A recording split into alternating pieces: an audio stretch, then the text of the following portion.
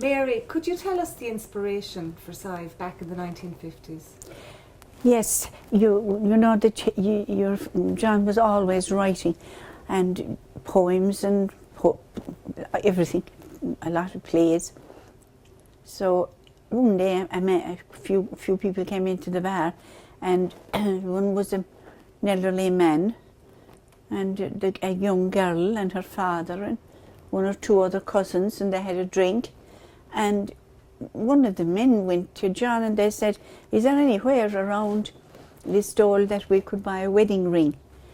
So he took him and the young girl to Fitzgibbons's. They had a big selection of wedding rings in those days, and Mrs. Fitzgibbons put out 5 or 6 rings on the table, the counter, and she said, "That one is £20, and that's 10, and that's 15, and that's 3. So she said, "You can pick up whichever one you like." And the girl looked at him, very nice young girl, and she liked the £20 one, and she said so. But your man bought the £3 one, and John came up the street and in here ahead of them, and he could think or say nothing only about the man that bought the cheap ring for that lovely girl. Even after they left and went home, and when all our customers were gone, that was the theme of our conversation for the rest of our evening together. The man buying such a cheap ring for such a lovely young girl. So then we went to a play shortly afterwards, and walking in here from the play, "Do you know," he said, "I could do better than that myself." And that night he started, and he sat by his fire and started writing.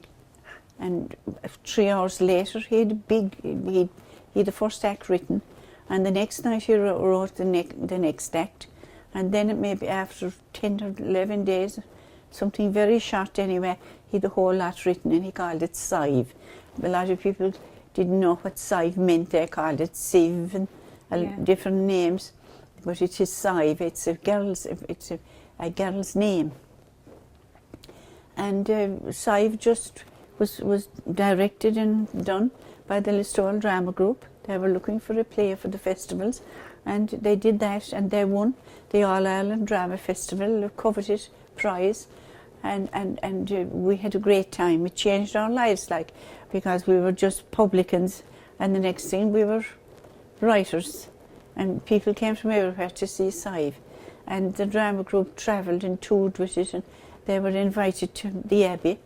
They got 2 weeks in the Abbey, and that was tremendous altogether. And every Kerry man and woman in Dublin went to Sive. Great memories. The play paints a very bleak picture of the excruciating poverty of the times, would you not agree?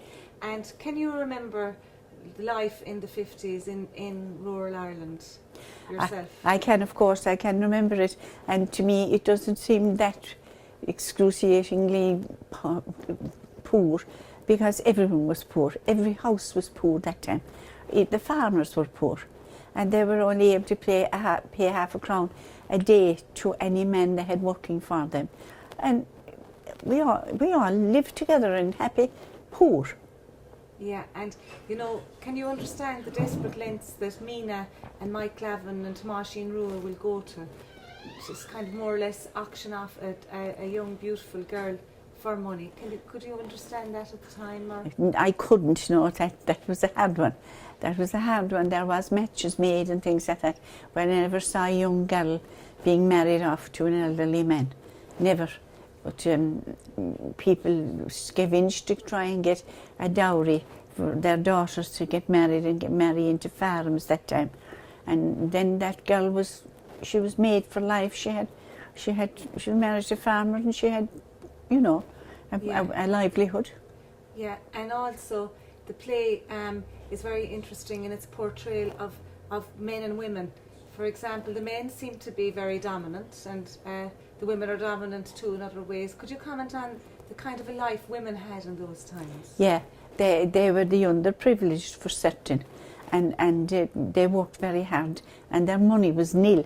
They had no income of any kind except what they would, in the industries, women would have hens and chickens and turkeys, and the eggs was their income, and they brought them to the shop and they got their groceries, and they got maybe a bit of change, and they keep the bit of change for their private little necessities, and that's how they lived. And their style was out of the question.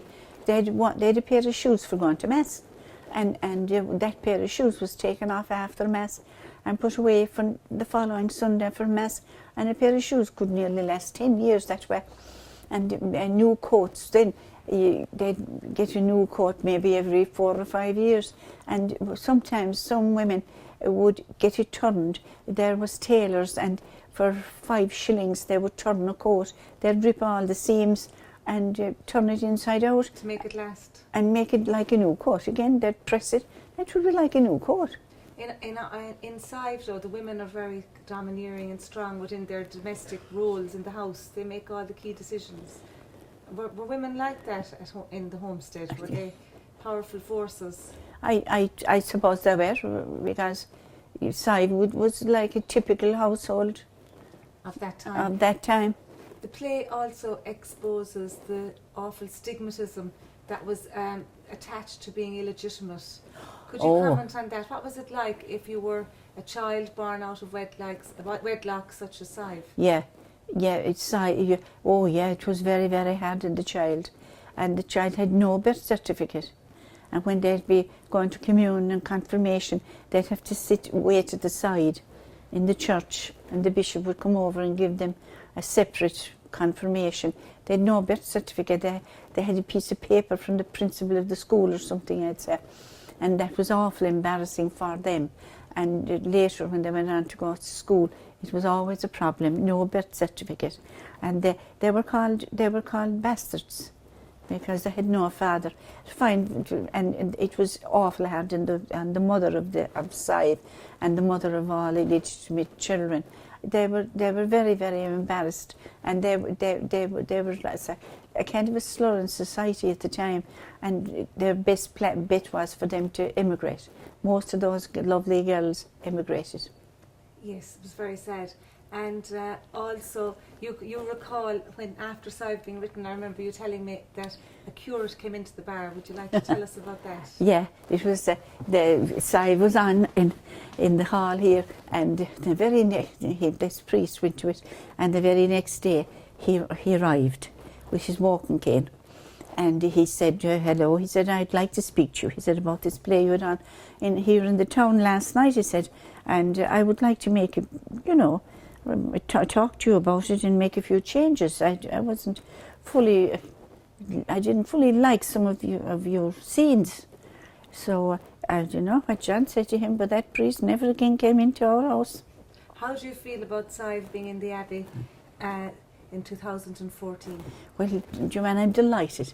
I just love Sive, and I'd love to see it in the Abbey, because it was his wish always to have Sive in the Abbey. He had a thing about having Sive in the Abbey. He thought it was a real Abbey play, and I'm just delighted, and I wish him success, and the cast and the directors and everything and the whole Abbey. I hope they have a great happy time and a good run. Thank you.